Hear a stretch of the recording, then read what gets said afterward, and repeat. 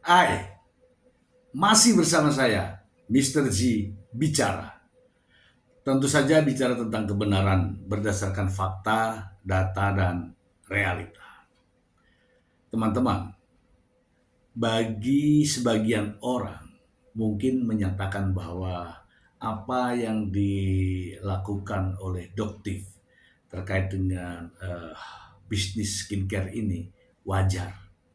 Tapi saya pribadi berpendapat bahwa nampaknya ini tidak wajar ya teman-teman ya. Doktif sebagai seorang dokter dan sebagai seorang pengusaha skincare justru melakukan review-review terhadap skincare yang lain dan menjatuhkan skincare tersebut. Kemudian uh, dipublikasikan di berbagai media sosial. Dengan dalih apapun, menurut pendapat saya, itu adalah masuk dalam kategori persaingan usaha tidak sehat. Itu menurut saya. Nah, supaya tidak menjadi fitnah ini teman-teman, saya ingin membacakan satu buah berita terkait dengan dokter detektif yang uh, dengan opininya menyampaikan kepada masyarakat. Berikut ini. Dari Detik Hot, soal penundaan laporan balik Richard Lee dan dugaan penipuan klinik.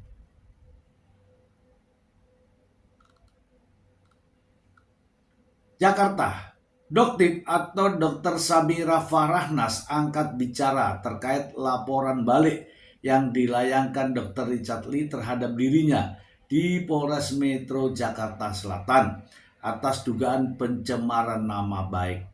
Doktif menegaskan status tersangka yang kini disandangnya bukan tanpa alasan dan menyebut adanya dugaan pengkondisian dalam proses hukum tersebut.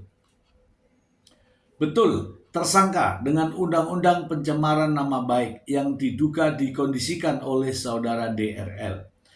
Dan kalau memang Doktif merasa bersalah, Doktif nggak akan ada di sini ketemu sama kalian semua. Ujar Doktif ditemui di studio Trans TV Mampang, Jakarta Selatan.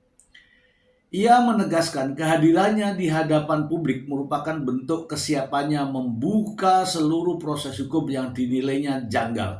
Doktif mengaku siap membuktikan bahwa penetapan dirinya sebagai tersangka merupakan hasil dari dugaan pengkondisian. Karena Doktif akan senang hati membuka itu semua, bagaimana proses yang diduga dikondisikan menjadikan Doktif sebagai tersangka di Polres Metro Jakarta Selatan.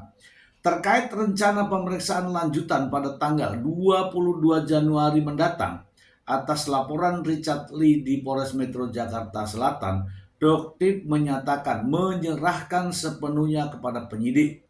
Ia mengaku percaya aparat penegak hukum akan bersikap profesional. Diketahui Doktif sebelumnya meminta penundaan pemeriksaan. Kita serahkan saja kepada penyidik. Kita percayakan kepada penyidik. Yang jelas penyidik tegak lurus, merah putih. Salah-salah benar-benar, katanya. Dalam kesempatan yang sama, Doktif turut melontarkan tudingan serius terhadap Richard Lee. Ia menuding Richard Lee melakukan penipuan terkait layanan di kliniknya. Ia melakukan penipuan di klinik dia, mengatakan dia menjual stem cell puluhan juta, belasan juta, padahal itu sekretomnya yang biasa dijual di klinik hanya seharga 1.500.000. Dia menjual 15 juta rupiah. Puluhan juta, itu bentuk penipuan dan kita akan buktikan di pengadilan. Ini beda masalah ya teman-teman. Selain itu, Doktip juga menanggapi pernyataan Deddy Corbuzier yang menyinggung dokter yang gemar memamerkan kekayaan dari penjualan produk melalui aplikasi belanja daring. Menurut Doktip, pernyataan tersebut tidak hanya mengarah pada Richard Lee, tetapi juga dokter lain. Bisa juga ke DRG Dr. Reza Gladys, dua orang ini makanya Doktip bilang raja dan ratu flexing dengan menggunakan profesi dokter.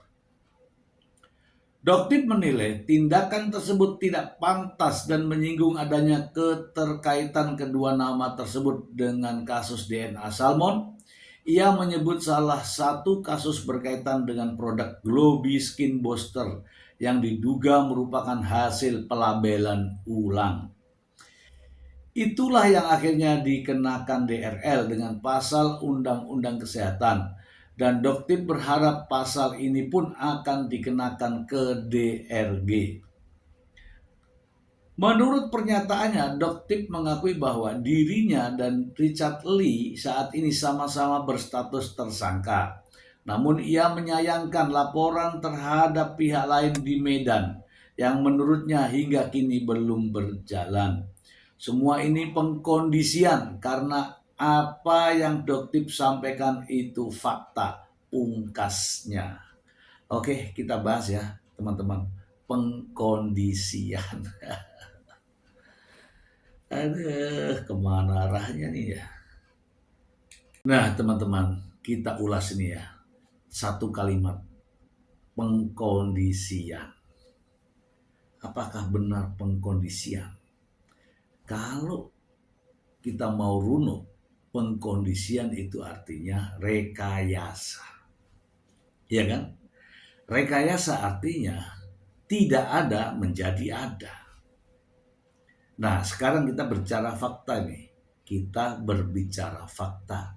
Bagaimana dengan pernyataan Doktip yang mengatakan bahwa laporan dari Dr. Richard Lee adalah pengkondisian. Maksudnya apa ini? Maksudnya mungkin ya Richard Lee melapor kemudian dikondisikan sedemikian rupa sehingga Doktip menjadi tersangka. Semudah itukah? Oke teman-teman, mari kita ulas terkait dengan kasus Doktip ini ya. Doktip dilaporkan oleh Dr. Richard Lee terkait apa? Terkait pencemaran nama baik atau menyerang kehormatan. Apakah itu ada atau tidak? Pertanyaannya di situ. Kalau itu ada, artinya ini berdasarkan fakta. Kalau tidak ada, itu namanya rekayasa. Kalau rekayasa dilaporkan menjadi tersangka, itu namanya dikondisikan. Nah, masalahnya sekarang adalah apakah Doktip pernah melakukan penyerangan terhadap nama baik Dr. Richard Lee? Oke, katakanlah pernah ya. Pernah. Salah satu contoh adalah menuduh Dr. Richard Lee tidak memiliki surat izin praktek. Kalau Dr. Richard Lee memiliki surat izin praktek, sedangkan Doktip mengatakan Dr. Richard Lee tidak memiliki, maka itu namanya pencemaran nama baik. Kalau itu dilakukan melalui media sosial atau melalui elektronik, namanya kena Undang-Undang ITE pasal 27A, yaitu pencemaran nama baik atau menyerang kehormatan yang dilakukan melalui elektronik. Teman-teman bisa baca itu. Nah, katakanlah pengkondisian yang mana gitu kan? Apakah itu tidak dilakukan oleh Doktip? Kalau itu dilakukan, maka penyidik polisi tanpa ada pengkondisian pun dengan bukti-bukti tersebut dapat dilakukan pemeriksaan, bahkan ditetapkan sebagai tersangka. Jadi, teman-teman, berita ini sumbernya dari Doktip sendiri yang selalu mengucapkan kalimat-kalimat yang kontroversial, menuduh bahwa laporannya di Polres Metro Jakarta Selatan itu dikondisikan. Penetapan tersangka dirinya di Polres Metro Jakarta Selatan itu dikondisikan. Ya, menurut pendapat saya itu ucapan yang sangat kontroversial.